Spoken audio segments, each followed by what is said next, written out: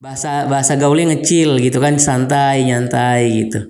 Jadi ini ilmu dari Nabi nih, ilmu nongkrong dari Nabi nih. Nah, itu ada 5 poin sesuai dengan hadis Nabi Shallallahu Alaihi Wasallam. Menyebut peran orang tua. Jadi kalau misalkan orang tua yang harapannya menitipkan anak ke sekolah, sia-sia ataupun dosa gitu, Ustaz ya.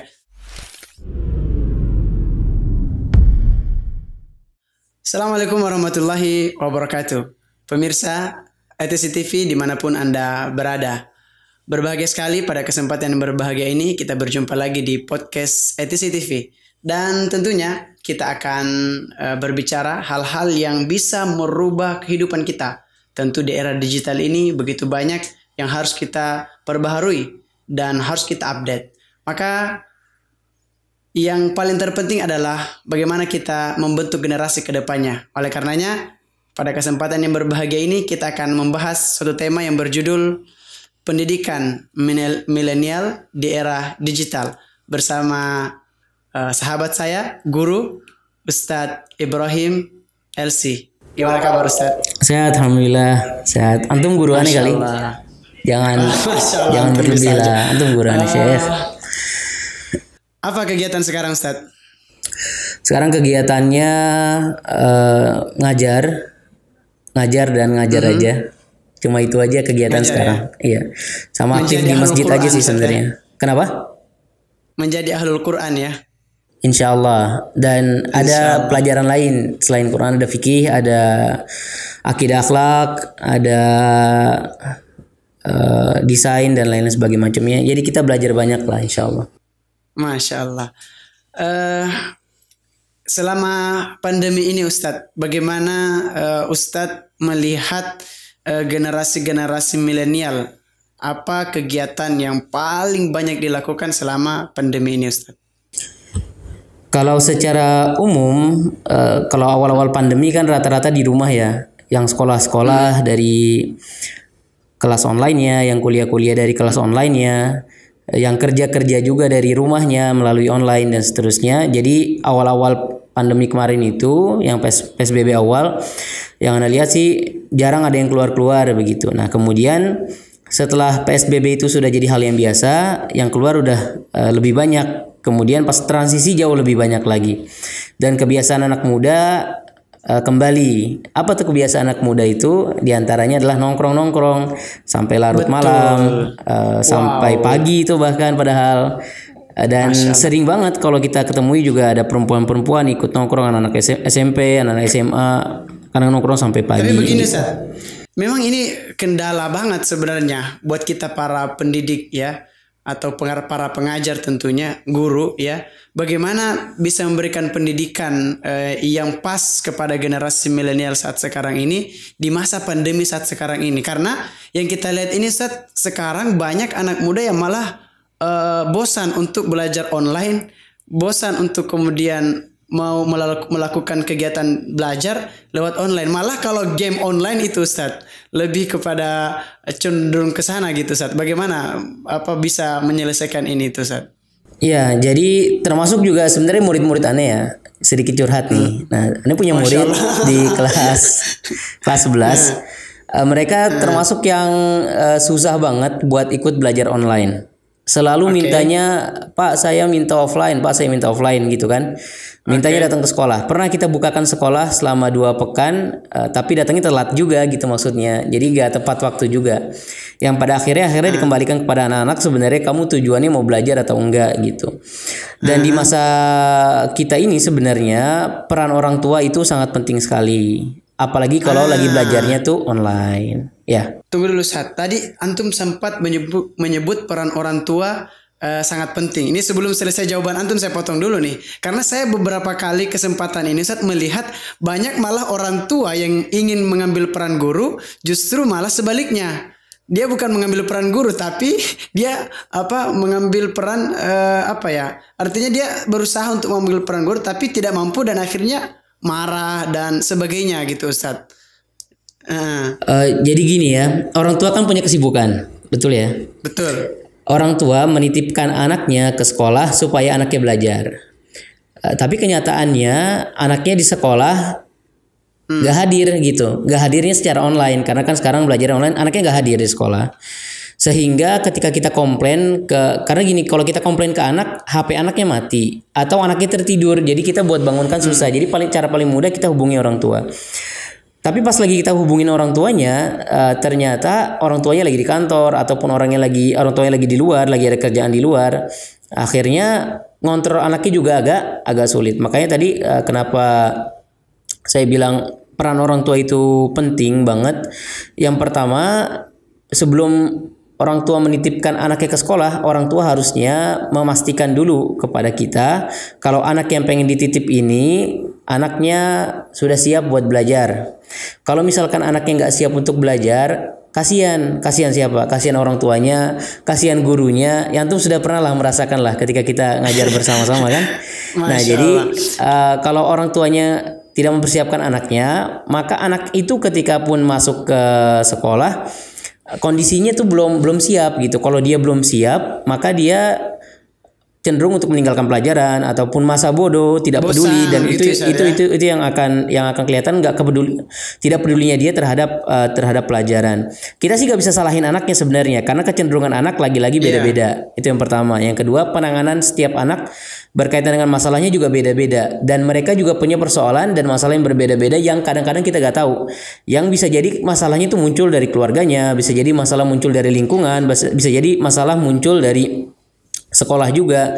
Karena ada 3 faktor penting yang perlu diketahui juga berkaitan dengan pembentukan akhlak ataupun karakter si anak ini, supaya anak ini punya akhlak yang siap menerima pembelajaran ataupun dia siap untuk bersekolah. Yang kita tahu secara bersama-sama. Kenapa? 3 karakter. Iya, ada 3 poin. Itu untuk pembangunan dan peningkatan akhlak anak ini supaya dia masuk sekolahnya itu siap. Yang pertama itu dari keluarganya dulu, bagaimana dia diperlakukan bagaimana dia diperlakukan di keluarganya, di rumahnya. Jadi kalau misalkan orang tua yang harapannya menitipkan anak ke sekolah, kemudian anak itu di sekolah itu benar, anak itu di sekolah itu dia pulang pinter gitu ya, dia pulang berakhlak mulia, dia pulang jujur, itu jadikan sekolah tempat penitipan begitu. Itu menurut saya gak mungkin gitu, karena jadi mindset orang tua yang berpikiran seperti itu salah. Gak bisa dibilang salah, cuman keliru. Karena gini, kalau kita salah kan, kalau kita bilang salah bisa jadi salah 100%, tapi kalau keliru ada 50-50 lah. Jadi yang bisa dilihat itu kalau misalkan sekolahnya pendidikannya bagus, bisa mengayomi, syukur-syukur anaknya kemudian tercantol hidayah. Setelahnya dia bisa menjadi baik gitu. Itu alhamdulillah. Tapi faktor secara alamiah itu berasal awalnya itu dari keluarga dulu. Keluarganya itu seperti apa? Itu poin 1 tadi ya. Betul. Apakah keluarganya peduli terhadap pendidikan atau tidak? Apakah keluarganya? Ya, gimana? Poin yang kedua apa saat ini? Ya, terus poin yang kedua itu dari masyarakat, lingkungan masyarakat. Kadang ada anak yang di rumah sudah didik baik. Kemudian dia dilepas oleh orang tuanya main di masyarakat yang tidak baik. Akhirnya anaknya jadi tidak baik. Yang ketiga itu sekolah. Jadi kadang di rumahnya sudah didik baik. Coba saya urut Pertama orang tua ya. Betul, orang tua. Keluarga ya. Kemudian lingkungan. Betul. Ya, kemudian yang terakhir adalah yang terakhir itu sekolah sebenarnya. Lembaga formal, lembaga pendidikan formal. Jadi yang disayangkan itu juga sekarang, kalau misalkan anak itu di rumah sudah didik dengan baik, di lingkungan alhamdulillah orang tuanya mencarikan dia lingkungan yang baik. Tetapi mohon maaf, orang tuanya tidak masukkan dia ke sekolah yang pembinaan karakternya baik gitu ya. Betul. Jadi berpengaruh juga akhirnya walaupun tadi ada mindset orang tua yang berpikiran bahwa sekolah, saya titipkan anak saya di sekolah, akhirnya juga pada ujungnya setelah kita melalui fase dari orang tua dan lingkungan, tetap juga sekolah itu ternyata memiliki pengaruh begitu kira-kira Ustadz ya. Baik Ustadz, alhamdulillah. Ini terkait dengan pembelajaran online, ya kan? Bagaimana bisa mengoptimalkan dan memiliki perkembangan yang pesat di era yang banyak kosong sekali nih kegiatan anak-anak. Nah, Yang kedua Ustadz, tadi sempat antum singgung masalah nongkrong. Nah, karena anak-anak tadi ini banyak yang kosong, kemudian juga bosan belajar online dan enggan bahkan tidak mau belajar online. Nah, maka mereka meluangkan waktu-waktunya yang kosong ini dengan cara nongkrong, Ustadz. Nah, untuk mengatasi masalah nongkrong ini bagaimana, Ustadz? Jadi gini, masalah nongkrong itu akhirnya jadi tempat pelarian ya. Kalau misalkan dia di sekolah gak nyaman. Betul. Ini menarik sekali, Ustadz. Jadi nongkrong adalah tempat pelarian. Karena antum lah pernah muda, antum gak pernah nongkrong karena antum dari SMP udah di pondok kan, jadi nggak nongkrong lah ya. Masya Allah. Jadi nongkrong itu buat beberapa anak-anak tuh jadi tempat pelarian. Di rumah gak nyaman, lari ke tongkrongan. Di sekolah gak nyaman, lari ke tongkrongan. Tongkrongannya biasanya ada di masyarakat ataupun di tempat-tempat dengan teman-teman bermainnya dia. Dan berkaitan dengan nongkrong sebenarnya, kalau secara umum ya, umum kalau nongkrong itu positif, insya Allah larinya ke hal yang positif. Kalau negatif, pasti larinya ke tunggu sebentar. Negatif nongkrong juga. Yang positif itu bagaimana, Ustadz? Oke, nongkrong positif tuh kayak gimana sih? Nah, yang pertama itu kalau ini ya, jadi Nabi itu sebenarnya pernah ngajarkan. Jadi Nabi pernah ketemu dengan para sahabat. Sahabat tuh lagi duduk-duduk di jalan gitu kan. Kemudian Nabi mengatakan, jadi ini ilmu dari Nabi nih, Sat. Ilmu nongkrong dari Nabi nih. Betul. Gak disebut ilmu nongkrong, tapi disebut adab lah ya, adab ataupun etika. Kalau orang nongkrong begitu, Sat ya. Masya Allah, berarti betul. Luar biasa ilmunya ini ya. Coba teman-teman silakan ambil pulpen, kertas, catat nih apa adab-adab nongkrong dari Rasulullah yang akan disampaikan oleh Ustadz Ibrahim. Coba bagaimana ini, Sat? Mungkin teman-teman penasaran nih. Baik. Nah, jadi redaksi pertamanya sih sebenarnya iyakum ya. Iyakum wal julusu fit turuqat. Janganlah kamu duduk-duduk di jalan. Hindarilah olehmu duduk-duduk di jalan. Ataupun bahasa kita nongkrong. Jadi kalau bisa, sebisa mungkin kita ngindarin tuh duduk-duduk di jalan, nongkrong di jalan. Kalau kita nggak punya keperluan, nggak boleh nongkrong dong, Sat. Sebenarnya itu kita disuruh untuk menghindari, itu, gitu. Oke. Nah, awalnya kita disuruh menghindari. Nah, kemudian sahabat apakah langsung menghindar? Sahabat karena merasa butuh untuk nongkrong, akhirnya sahabat mengatakan, malana min majalisina buddun ya Rasulullah, kita tuh gak punya tempat ketemu lagi kecuali kalau lagi di jalan ini nih. Jadi kalau kita lagi jalan, kita kadang-kadang butuh nih buat ngobrol sebentar, buat sekedar bertukar informasi, buat sekedar tukar kabar dan seterusnya. Nah, kemudian disinilah Rasul ngasih tipsnya gitu ya. Rasul kemudian mengatakan, fa in abaitum illa tariq. Nah, jadi kalau misalkan kamu nggak pengen gitu ya, kamu nggak mau kecuali memang duduknya di jalan-jalan, jadi gak mau nyari tempat lain dan memang nggak dapat tempat lain, ya udah fa'atu tariqa haqqah, kata Rasulullah. Ya udah kalau gitu kasih jalan itu haknya. Jadi jalan itu juga punya hak gitu ya. Jalan itu punya hak, dan ini buat khususnya buat yang nongkrong di jalan ataupun di bahu jalan itu sama aja, karena kafe-kafe itu kan rata-rata di bahu jalan. Ataupun kejadiannya misalkan di kafe juga pun halnya seperti itu. Oke. Nah, jadi udah siap ya, mau dengarkan ya? Ada 5 poin insya Allah. Jadi kata Rasulullah SAW, berikan jalan itu haknya. Yang pertama, kata Rasulullah, ghaddul basar. Pandangan tuh ditahan. Pandangannya Pertama jaga pandangan, Ustaz ya. Jaga pandangan, nahan pandangan, karena mata ini adalah jendela masuk ke hati. Kalau udah masuk ke hati, terngiang-ngiang, kepikiran, setelah itu kamal perbuatan. Makanya hati-hati buat jaga mata, apalagi hati. Misalkan antum punya fans nih kan. Nah, fans antum harus sering-sering jaga mata nih. Kalau enggak nanti bisa main mata gitu. Masya Allah. Nah, jadi jaga pandangan, ghaddul basar. Kemudian yang kedua, kaful adza.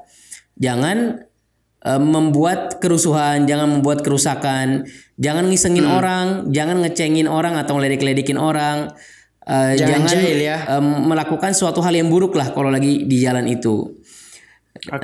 Setelah itu yang ketiga, raddus salam. Kalau kita lagi duduk, ada orang lewat, kemudian mengucapkan salam. Karena mengucapkan salam itu kan sunnah, tetapi menjawabnya akhirnya menjadi wajib kan ya. Nah, yang keempat dan yang kelima, al-amru bil ma'ruf wa nahyu 'anil munkar. Amal ma'ruf dan nahi munkar. Jadi sekali duduk paketnya komplit tuh, Ustaz. Sekali duduk paketnya komplit. Inilah yang dinamakan nongkrong positif. Betul. Ini nongkrongnya positif karena menjaga nilai-nilai adab-adab nongkrong dalam Islam ya. Jadi akhirnya jadi positif. Tetapi di dalam nongkrong positif itu ternyata gak cuma menjaga adab nongkrongnya aja secara luar, bukan cuma gak cuma nahan pandangan, gak cuma menahan diri untuk tidak melakukan kerusakan, gak cuma itu, tetapi obrolan di dalamnya isinya pun harus positif. Gak boleh ngomongin orang, gak boleh gibahin orang, gak boleh bukain aib orang, dan gak boleh melakukan hal-hal lah yang dalam obrolan itu membawa kepada larangan-larangan, sia-sia ataupun dosa syariat. gitu, Sat, ya. Iya, seperti itu. Baik, Sat, kita sudah berbicara tentang bagaimana mengoptimalkan pendidikan anak-anak yang terbengkalai karena online ini. Lalu kemudian kita juga sudah berbicara tentang bagaimana nongkrong positif. Nah, sekarang Ustadz, bagaimana pendidikan milenial di era digital ini yang tepat? Ini terakhir Ustadz nih, buat teman-teman dan para orang tua yang mungkin lagi bingung bagaimana menerapkan pendidikan kepada anak-anaknya yang sekarang banyak sekali waktunya yang kosong begitu, Ustadz. Ini kita udah kayak inian ya, udah kayak praktisi pendidikan betul. Padahal sih iya dong, harus dong, Sat. Suka ngajar aja. Ya, jadi kalau ditanya, ya Anda jawabnya wallahu alam sih sebenarnya, karena memang gitu. bukan pakar pendidikan di bidang itu. Ya, tapi dari segi ya, Sat, ya, ada betul bayangannya. dari segi apa yang kita lihat pendidikan milenial di era digital, kita lihat itu sekarang kecenderungan anak-anak milenial ini di mana sih gitu kan? Mereka tuh bisa nongkrong buat buat bukan nge-swipe ya buat ngebuka Instagram itu bisa berjam-jam. Gak usah mereka lah, kita lah misalkan yang sudah tua ini misalkan. Kadang-kadang kita di Instagram bisa 2 jam, bisa 3 jam, mereka bisa 6 jam, bisa lebih. Nah, bisa 6 jam, bisa lebih. Akhirnya banyak hal yang kalau kita sadari terbuang di media sosial, dan entah dia dapat pendidikannya atau enggak. Karena gini, informasi itu teman-teman sekalian, kok teman-teman sih, ini pendengar ente ibu-ibu apa atau apa dipanggilnya nih? Panggilannya apa? Sahabat apa nih? Sahabat surga. Mantap, sahabat surga. Nah, jadi sahabat surga sekalian, kalau misalkan orang itu dia lihat informasi, karena kan sekarang informasi kan nyebar kemana-mana ya. Informasi itu kan harus dipilih-pilih juga. Mana yang baik, mana yang buruk. Betul. Mana yang diantara yang baik itu kita perlukan, mana diantara baik itu tidak kita perlukan. Ada juga informasi yang mubah, yang ibaratnya kita tahu dan kita gak tahu pun gak nambah apa-apa, gak nambah amal soleh, gak nambah pemahaman kita apapun tentang informasi itu. Ada informasi yang baik juga, yang baik yang kita harus pilih-pilih gitu ya. Betul. Yang kalau disebutkan oleh Yusuf Qaradawi itu di dalam kitabnya tentang fikih prioritas. Jadi orang itu harus tahu dia tentang prioritas apa sih yang dia perlukan. Keilmuan apa yang dia inginkan. Karena kalau dia stalking terus gitu misalkan di media sosial, dia berselancar di media sosial, lihat sana sini, nonton sana sini, apa aja dilihat sama dia. Emang sih di satu sisi itu jadi informasi buat dia. Tetapi ingat, informasi yang dia dapatkan itu belum tentu dia butuhkan informasinya. Betul. Terutama untuk meningkatkan kapasitas diri ya. Makanya ada seorang YouTuber tuh yang ngebahas kemarin tentang opportunity cost. Itu sangat menarik juga. Beliau adalah stand up comedian. Dia bicara tentang opportunity cost itu adalah tentang kita punya peluang mengenai apa yang kita lakukan. Misalkan gini, kita punya waktu yang sama untuk nongkrong 3 jam, yang kita sebenarnya punya pilihan terhadap waktu itu. Apakah kita ingin gunakan waktunya untuk nongkrong selama 3 jam, di mana kita gak dapat faidah apa-apa buat diri kita dalam peningkatan kapasitas diri kita, ataukah 3 jam itu pengen kita lakukan untuk membangun kapasitas diri kita. Sama-sama 3 jam, cuma peruntukannya beda. Yang satu untuk nongkrong, ngabisin waktu, duduk bareng-bareng. Kalaupun ada informasinya biasa-biasa aja, umum, mubah, gak perlu banget juga kita ketahui, buang-buang waktu, tapi gak ada yang kita dapat buat masa depan kita. Sedangkan kalau 3 jam itu kita lakukan untuk membangun kapasitas diri, berlatih tentang sesuatu hal yang baru, misalkan kita latihan bikin desain, ataupun kita latihan tentang satu keilmuan, nambah keilmuan kita dan seterusnya, ini akan jadi bekal kita buat kedepannya. Dan ini yang lebih kita perlukan.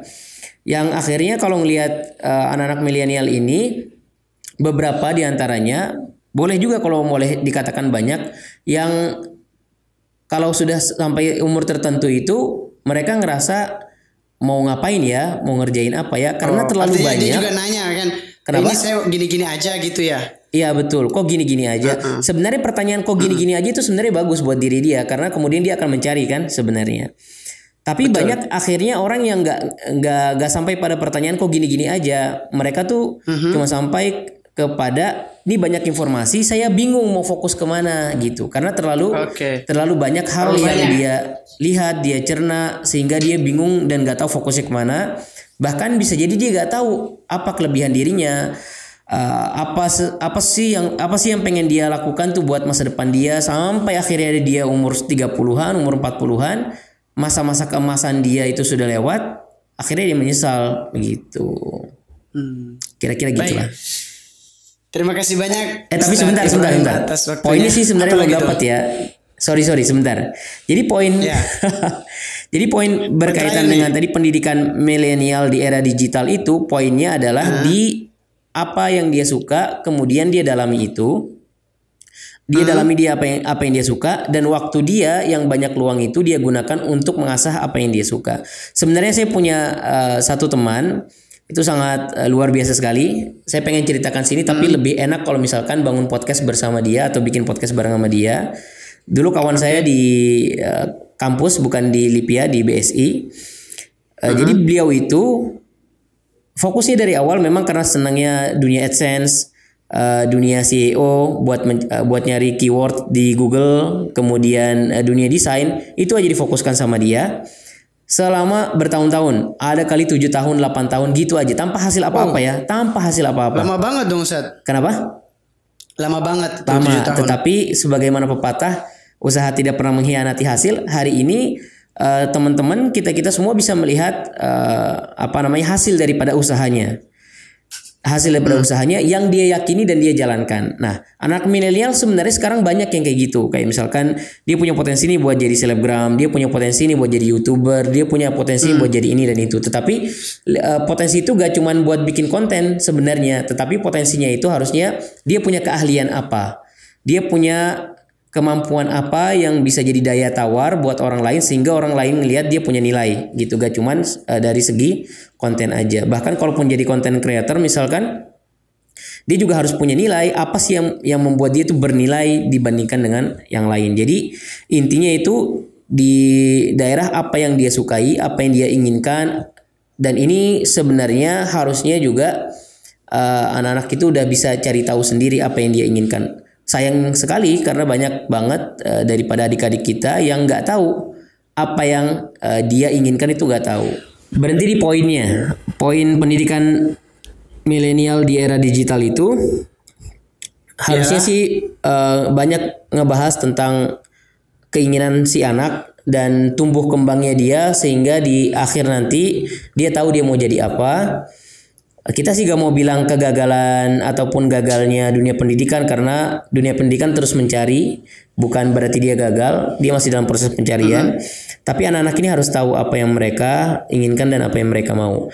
Dan anak rasa orang tua milenial sekarang, kayak misalkan nanti kalau antum punya anak kan antum jadi orang tua milenial, anak punya anak jadi orang tua milenial. Nah, harusnya kita udah bisa. Masih milenial, Syekh. Kenapa? Antum masih milenial.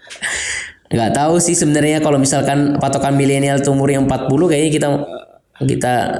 kita mungkin, atau 30 mungkin masih kali ya. Tapi intinya orang tua sekarang sudah lebih terbuka pandangannya, sudah lebih terbuka pendidikannya. Jadi mereka bisa lah untuk menggiring anak-anaknya itu supaya bisa fokus membimbing, menemukan keinginan si anak, fokusnya ke arah mana. Dan pendidikannya sekarang melalui itu, kalaupun harus melalui internet ataupun karena sekarang gak ada yang bisa terlepas dari internet, pun menyajikan tontonan yang kira-kira sesuai dengan ketertarikan si anak itu, supaya di dalam akalnya ini udah tertanam dia pengennya apa, dia mau jadi apa, dan seterusnya. Paling itu, Syekh. Terima kasih banyak Ustadz Ibrahim atas bincang-bincangnya pada kesempatan yang berbahagia ini di podcast FTC. Dan buat para sahabat surga sekalian yang ingin bertanya langsung bersama beliau, boleh nanti dikirim lewat Instagram Al Hidayah Tahfiz Center melalui DM, atau menghubungi admin Al Hidayah Tafis Center dan kita akan membahas beberapa pertanyaan yang diajukan bersama Ustadz Ibrahim. Barakallahu fiik Ustadz, terima kasih banyak atas waktunya. Assalamualaikum warahmatullahi wabarakatuh. Assalamualaikum warahmatullahi